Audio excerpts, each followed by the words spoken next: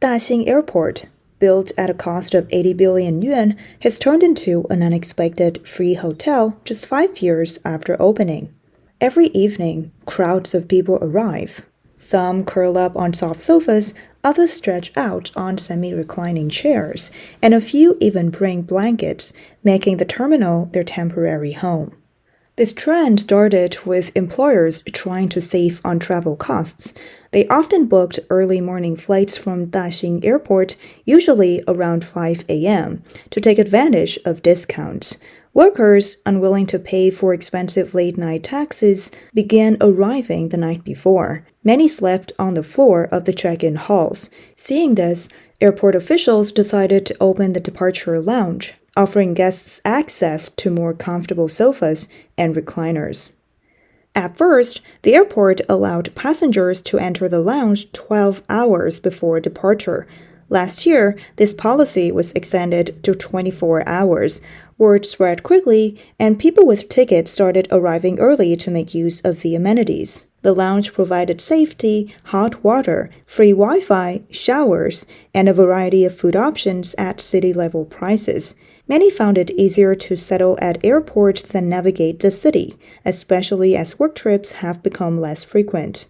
Inside the terminal, people can be seen doing all kinds of things. Some lounge on sofas, editing resumes, others taking early morning flights, sleep curled up in corners. Small business owners use the free Wi-Fi to manage their orders, while delayed passengers spend the night waiting for their flights.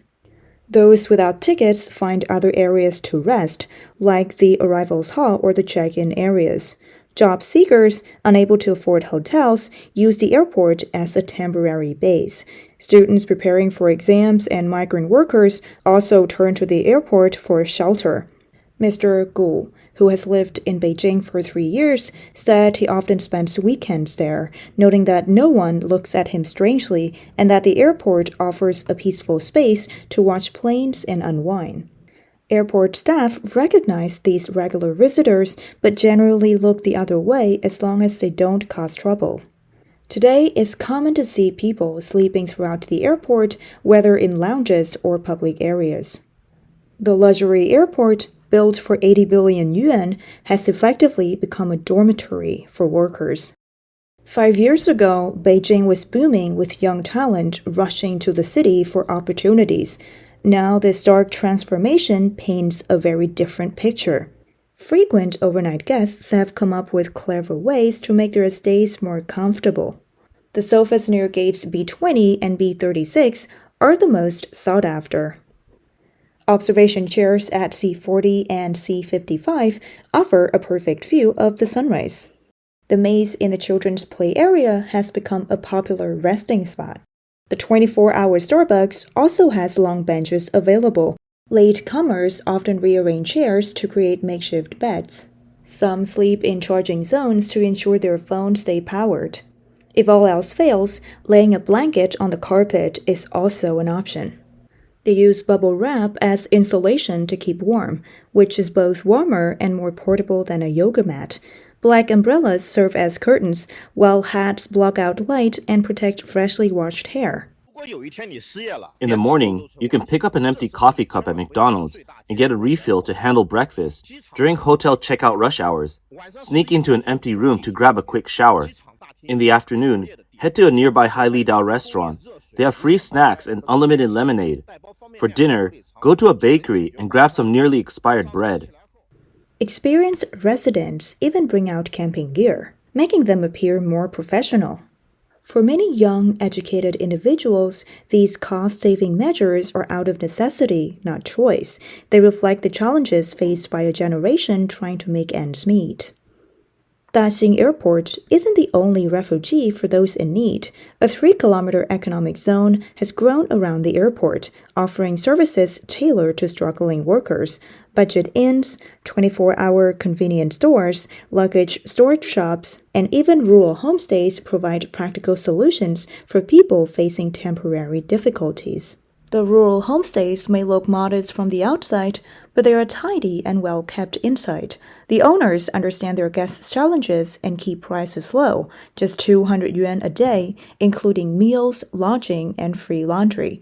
What stands out most is that these owners don't ask about their guests' backgrounds or require ID. For visitors, these homestays are places where they can rest without judgment. As long as they stay quietly, the owners do their best to help, offering advice on where to find cheap meals, discounted bread, or nearby construction jobs. Some ride-hailing drivers and delivery workers park overnight in airport parking lots. One parking lot owner even set up basic washrooms, added Wi-Fi and charging outlets, and charges just 10 yuan a day. For these workers, constantly on the move, such places feel like a temporary home. Carpooling groups have also emerged around the airport. Drivers in these groups offer shared rides to popular destinations, reducing travel costs. Conversations in group chats often sound like this. Anyone heading to the World Trade Center? Let's split the fare. Going to Wangjing? I can take one more. These groups help passengers save money, often cutting fares from over 200 yuan to just 40 or 50 yuan. Over time, the groups have built strong networks of mutual support where helping each other has become the norm. Unused office buildings near the airport have been converted into low-cost co-working spaces.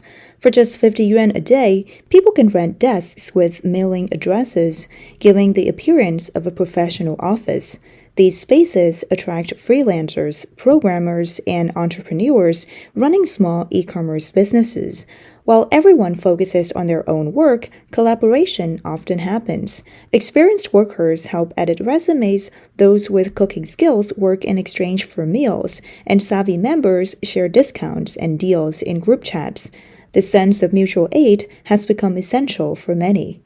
One copywriter described it well. It's not fancy, but spending 50 yuan here beats paying thousands for a corporate workspace. And meeting people in similar situations makes me feel less alone. Over 1,000 kilometers away, Shanghai's Pudong Airport tells a similar story. A local TikToker documented the experience of spending the night there, highlighting the bustling after-hour scene. At Terminal 1, the arrivals hall was filled with people sleeping. The TikToker noted, "It seems I'm not the only one with this idea." On the departure floor, the midnight Starbucks was packed. Some worked on laptops while others napped in chairs. The TikToker remarked, "Has spending the night at airports become normal?" They spotted a man who didn't seem to be traveling, likely there for the air conditioning. He was still sleeping soundly at 4 a.m., undisturbed by the noise. What surprised the TikToker even more was that when he returned to the arrivals level, he saw people bringing blankets to sleep, clearly treating the airport as their home rather than a place to take flights. In the morning, following an online guide, the TikToker used a discarded cup to get a refill at McDonald's. To his surprise, the staff provided a new cup, complete with milk and sugar. This guide actually works. It's embarrassing, sure, but it's useful. These scenes are not unique to Daxing or Pudong airports. Across China, major city airports like Guangzhou Baiyun or Chengdu Shuangliu are quietly becoming sleeper towns for workers. Rows of long benches and sofas are filled with people spending the night. This reflects the tough survival challenges faced by educated workers in China today. One person online shared the story of a childhood friend who once worked as a programmer at a major Beijing tech company. He was highly valued in his field. In 2023, however, he was laid off with a simple optimization notice. He returned to his hometown in Wenzhou, but quickly realized the situation was grim. Local IT jobs offered salaries that were only a third of Beijing's, and opportunities were scarce. Determined to find work, he returned to Beijing. In the past, headhunters reached out to him with job offers. Now he struggled to find even one headhunter, and some were looking for jobs themselves. Over 3 months, he sent out hundreds of resumes and went to dozens of interviews, but the salaries offered were too low to cover his living expenses. This isn't unusual in the tech industry. IBM's Beijing R&D Center recently laid off over 1,000 employees. Meituan, Alibaba, and Tencent have also been optimizing their workforce. Most of those affected have at least a bachelor's degree, with many holding master's or PhD qualifications. New graduates were also feeling the pinch. A woman with a master's degree from Shenyang shared in a video that her tuition cost over 10,000 yuan a year, yet she received job offers with a starting salary of just 2,500 yuan per month. I'll admit, back in school, I was only focused on studying and trying to win scholarships to ease the burden on my family. Maybe I was naive. I didn't start a side hustle and didn't gain any work experience. She doesn't dare return to her hometown in Jiangsu, fearing awkward questions from relatives. They would ask, "You spent so much money on a master's degree. How much are you earning now?" In some cities, unemployment rates have reportedly exceeded 20%. In the past, people without jobs could turn to ride-hailing or food delivery work. But ride-hailing is increasingly automated, and competition in food delivery has driven down earnings significantly. Some young people say, Our parents' generation could at least go back to farming if they lost their jobs. They had a place to fall back on. But can you afford to do that now? Even without loans, living in the city costs money. You need transport fees just to go out, water bills to use the bathroom at home, and property fees even if you don't eat or drink. In 2018, China's internet industry was booming. Many young people shifted careers to study programming, eager to join startups in Beijing. Back then, life seemed full of promise. Take Mr. Liu, for example. In its first year, he earned 10,000 yuan a month. He hoped to double that in his second year and reach 30,000 yuan in a few more. His parents even encouraged him to buy a house in Beijing, offering to sell their family home to help with the down payment. No one imagined life would become so difficult. After the pandemic, foreign investors began pulling out. Internet companies cut jobs and salaries, and university graduates found it hard to get work. The hardest hit were young people from small towns with no networks or connections in Beijing. These individuals grew up believing education changes destiny. While this might have been true in the 1980s, today it takes more than education to succeed. These young people face disadvantages in the workplace. They're unfamiliar with the unwritten rules of corporations and government offices. Children of officials grow up exposed to these systems and learn how to navigate them. For kids from small towns, these concepts are foreign. A master's graduate in computer science from Central University of Finance and Economics, originally from a small town in Shanxi, shared her experience. My job expectations are pretty low. No more than 2 days of overtime a week. No more than 4 hours of subway commuting daily. Weekends off, basic benefits, and a salary of 10,000 yuan. Out of those 5 things, I'd settle for 3. Even with these modest demands, I've had 3 jobs over the past 2 years, none of which lasted long. It's either the company cut staff because of poor performance, or they simply can't pay wages. I'm still struggling to survive in Beijing. I spend 4 hours on the subway every day, always ready to pull out my laptop and revise proposals while commuting. I leave home at 7 a.m. and don't return to my old, shabby rental apartment, 3,000 yuan a month, until 11 or 12 at night. After paying for rent and food, I'm left with just 1 or 2,000 yuan a month. Even so, I kept working, but less than a year later, the company couldn't pay my salary. I had to quit, and I'm still fighting for back wages through arbitration. Today, I came across some numbers. In 2025, there will be 12.2 million college graduates, up from less than 8 million 5 years ago. This year's employment rate for bachelor's, master's, and doctoral graduates is only 33%, and for vocational college graduates, it's even worse. It's only going to get harder year by year. When companies begin layoffs, the first to go are often young people without connections or influential backgrounds. Graduate students struggling to find jobs are also among them. In the end, many have no choice but to pack their bags and return to their hometowns. For some, Daxing Airport becomes their final stop in Beijing. So why has it come to this? The main problem boils down to money. Back in 2018, when China's internet industry was thriving, over 50,000 startups were founded each year.